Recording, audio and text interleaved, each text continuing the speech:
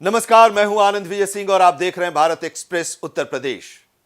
Lucknow police से थोड़ा सावधान रहने की जरूरत है। यह हम नहीं कह रहे हैं, बल्कि लखनऊ पुलिस की कार्यशैली, उसके कारनामे कह रहे हैं। भले ही लखनऊ पुलिस कमिश्नरेट की व्यवस्था में शामिल हो गया हो, वहां पर लखनऊ में कमिश्नरेट सिस्टम लागू हो गया हो, लेकिन अभी भी पुलिस की कार्यशैली, उसकी चाल ढाल, उसका रवैया पुराने ढर्रे पर ही है।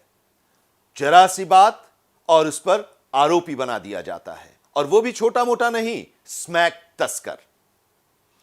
जी हां, लखनऊ में आईएएस की तैयारी कर रहे एक युवक पर स्मैक तस्करी का आरोप लगा, और गनीमत तो यह रही कि उसके एक आईपीएस दोस्त ने उसे छुड़ा लिया, वरना वो आज जेल में होता। क्या है यह पूरा मामला, आइए हम आपको बताते हैं।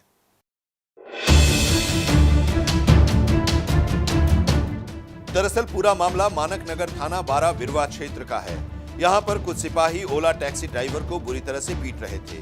कुछ दूर पर युवक विनीत जो मौजूद था, वो ये सब कुछ देख रहा था। थोड़ी देर बाद विनीत ड्राइवर के पास गया और कहा कि अपनी गाड़ी थोड़ा आगे बढ़ा दो, क्योंकि इससे जाम लग रहा है। ये देख तीनों पुलिस वाले ओला टैक्सी ड्राइवर को छोड़कर अब विनीत के पीछे पड़ गए। बुरी तरह से उसे मारने पीटने लगे और गाली गलौज शुरू कर दी।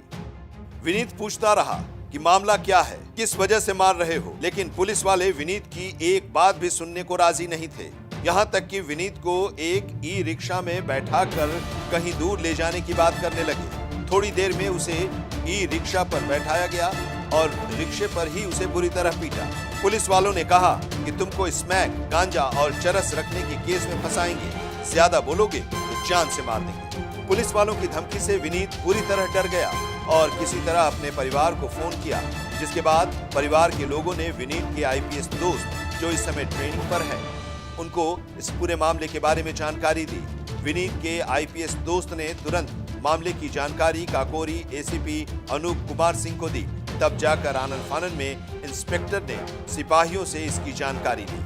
इंस्पेक्टर का फोन आते ही सिपाहियों ने विनीत को नहरिया चौराहे पर छोड़ दिया और कहा कि अगर किसी को बताया तो ठीक नहीं होगा। अगर आप किसी की मदद करने जाते हैं तो आप अगर सोचे कि आपको पुलिस किसी तरह की सहायता देगी उस मदद को लेकर, तो ऐसा नहीं हो सकता। राजधानी लखनऊ में ऐसा ही एक मामला सामने आया है, जिसमें हमारे साथ बातचीत करने के लिए विनीत जी हैं जो पीड़ित है। क्या हुआ था आपके साथ, किस तरह की घटना हुई है? मैम, मैं दिल्ली के लिए निकल रहा था, कुछ पढ़ाई के लिए, अपनी यूपीएससी की तैयारी कर रहा हूँ, तो उसके लिए निकल रहा था। तो इंटरसिटी बस मैंने बुक की हुई थी ऑनलाइन, उसी से जाना था मुझे। फिर थोड़ी देर वेट करने के बाद मैं बाहर निकला, पानी प्यास लगी हुई थी, तो पानी की बोतल लेने बाहर निकला हुआ था। फिर उधर से पानी लेके आते समय मैंने देखा कि एक ओला ड्राइवर को 3 सिपाही पीट रहे हैं। तो किनारे की तरफ पीट रहे थे वो इसलिए क्योंकि वो गलत लगा के सो रहा था, इसलिए पीट रहे थे, बोले मुझसे बोले। उसके बाद और उन्होंने उसको पीट रहा था, तो मैंने कहा कि ओला वाला ड्राइवर से कहा कि आपका चालान हो गया है, आप जा सकते हैं अगर जाना चाहें तो। और उधर से तब तक एक सिपाही आया, बोला कि तू इसके साथ है, और मुझे मारने लगे। और फिर तीनों आके मुझे मारने लगे। और मैंने बोला कि मेरा कोई गलती नहीं, आप बता दीजिए क्या गलती है। जितना मैंने पूछने की कोशिश की मेरी गलती क्या है, क्या मैंने किया, उतना वो मारते रहे बराबर, और गालियाँ देते रहे, मेरी मम्मी पापा को बोलते रहे उल्टा सीधा। उसके बाद मुझे एक ई रिक्शा में बैठाया और फिर लेके जाके कहे पहले चौकी लेके चलो, फिर चौकी, फिर कुछ देर बाद बोले कि नहीं थाने लेके चलो इसको, और रास्ते मारते रहे। और जब कुछ दूर चलने के बाद एक आता है, मानानगर जाते समय रेलवे लाइन आती है, क्रॉसिंग होती है, तो वहाँ पे रोक के उन्होंने कहा कि इसके पैंट में स्मैक या चरस जो भी रख दो आप, चरस या गांजा रख देते हैं, और फिर बताते हैं इसको कि हम लोगों की ताकत क्या है। फिर मुझसे बोलता है ये जानते हो मैं किस कैपेबल हैं हम लोग। तो फिर उसके बाद हम डर गए कि ये लोग रख देंगे तो मेरी लाइफ पूरी ख़राब हो जाएगी, क्योंकि एनडीपीएस में हम पढ़े हुए हैं कि एनडीपीएस में जाने के बाद आदमी उसके बाद बहुत दिक्कत होती है इसको फ्यूचर में। अच्छा, ये कौन लोग थे, कौन से थाने के इंचार्ज थे, क्या पता चला, और आप कैसे अब शिकायत के लिए कहाँ गए हैं? अब कल तो मैं एसीपी ऑफिस गया हुआ था, तो वही 3 बजे पहुंचा है एसीपी ऑफिस, तो वो निकल चुके थे किसी ज़रूरी काम के लिए, लेकिन मैंने अपनी तहरीर दे दी थी वहाँ पे, जो भी एप्लीकेशन देना था। तो उन्होंने आश्वासन दिया था कि 200% इनके ऊपर कार्रवाई होगी, और इन्हें उचित कार्रवाई मिलेगी। फिर आज डीसीपी ऑफिस में मुझे बुलाया गया, मेरा बयान रिकॉर्ड कराया गया है। उन्होंने भी अश्योर किया है कि इनको सस्पेंड कर दिया गया है और आगे जो भी कार्रवाई होगी उसमें पूरा सहयोग करेंगे। अच्छा, आप क्या करते हैं, मतलब किस चीज़ की तैयारी करते हैं और कैसे आपको मदद मिली कि क्योंकि बहुत बड़ा कांड होने जा रहा था आपके साथ, किस तरह आपको मदद मिली? आपने कहाँ फ़ोन किया, क्या क्या चीज़ें आपने की? मैंने एक दोस्त था मेरा मैंने बताया कि मेरे बाबा भी एज SHO रह चुके हैं, पोस्टर रह चुके हैं। उनको बताया तो उनको पता चला कि हाँ थोड़ा गलत हो गया, तो वो माफ़ी मांगने लगे। वो लोग कहे कि गलती हो गई मुझसे और ये बहुत बेकार मैंने कर दिया है। और एक तो जो था उसको तो तुरंत भगा दिया, जिसने बहुत मारा था मुझे, उसने उसको भगा दिया वहाँ से, वो चला गया। और दूसरा एक अरविंद नाम का सिपाही था, उसने मार लिया। फिर उसके बाद वो जाना कि हाँ मेरे दोस्त IPS है, कॉल पे बात कराई तो पूरा मुझे कॉपरेट करने लगा कि आप चले जाइए, आप बता दीजिए घर पे कि एज अ मिसअंडरस्टैंडिंग हो गई थी। हम लोग फ्रस्ट्रेटेड रहते हैं, बहुत ज़्यादा काम करते हैं 24 घंटे, तो उसमें फ्रस्ट्रेशन में हो गया और आप बता दीजिएगा कि आप चले जाइए। उसने बस रुकवा दी मेरे लिए आधे घंटे कम से कम, कहा कि ये आ रहे हैं, इनको छोड़ दे रहे हैं, आप लेके चले जाइएगा। लेकिन बाद में मैंने सोचा कि आज मेरे साथ अगर मेरा दोस्त जिसने मदद नहीं की होती अगर IPS है, तो आज हम कहाँ पे होते इस समय। तो इसलिए और भी ये लोग और भी किसी के साथ ऐसे ही करते होंगे। हम तो कैपेबल थे तो बाहर निकल आए मान लीजिए, तो फिर और भी लोग ऐसा कैसे झेल पाएंगे। तो इसलिए हम रुक गए, हम कहे कि नहीं कार्रवाई करवा के तभी जाएंगे जहाँ पे जाना होगा। DCP ने आपका बयान नोट करवाया है, क्या क्या DCP ने आपसे पूछा? और कि उन्होंने नहीं बताया, उन्होंने कहा था, उन्होंने ऑर्डर दिया था कि सस्पेंड करो इनको या लाइन हाजिर करो। तो मुझे ऑफिस से पता चला वहाँ पे एक थे जो मेरा रिकॉर्ड कर रहे थे, बयान जो लिख रहे थे, उन्होंने कहा सस्पेंड हो गए हैं तीनों। तो मुझे पता चला सस्पेंड हो गए हैं वो।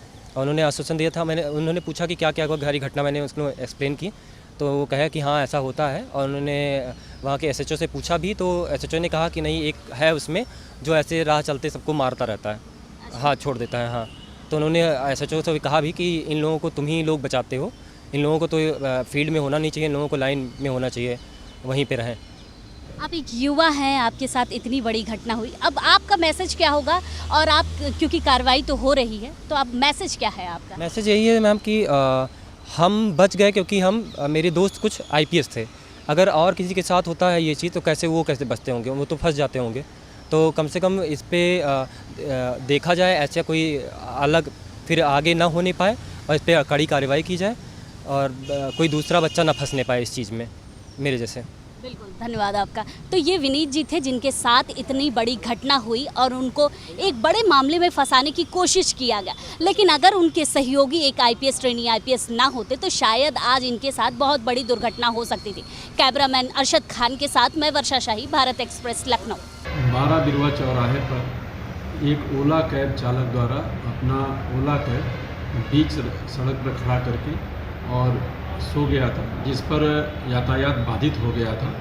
जिस पे थाना मानक नगर के पालीगान के कर्मचारीगण, हेड कांस्टेबल गजेंद्र सिंह और कांस्टेबल अनमोल मिश्रा मौके पर जाकर उस ओला कैब के साथ डांट डपट कर उसको हटवाया जा रहा था। इसी बीच एक राहगीर विनीत सिंह उधर से गुजर रहे थे और उसने कर्मचारीगण को टोका टाकी किया और उन्हें सही तरह से व्यवहार करने की हिदायत दिया। लेकिन इस पर पालीगन के कर्मचारीगण आक्रोशित हो गए और उत्तेजित और आक्रोशित होकर के दुर्व्यवहार किया उसके साथ, जिससे कि पुलिस विभाग की छवि धूमिल हुई। इन दोनों ही कर्मचारियों को, हेड कांस्टेबल गजेंद्र सिंह और कांस्टेबल अनमोल मिश्रा को तत्काल प्रभाव से निलंबित किया जाता है और जिसकी जांच क्षेत्राधिकारी ACP काकोरी को सुपुर्द की गई। तो इस खबर में अभी इतना ही, लेकिन उत्तर प्रदेश की हर छोटी बड़ी खबर जानने के लिए आप जुड़े रहिए भारत एक्सप्रेस उत्तर प्रदेश के साथ। नमस्कार।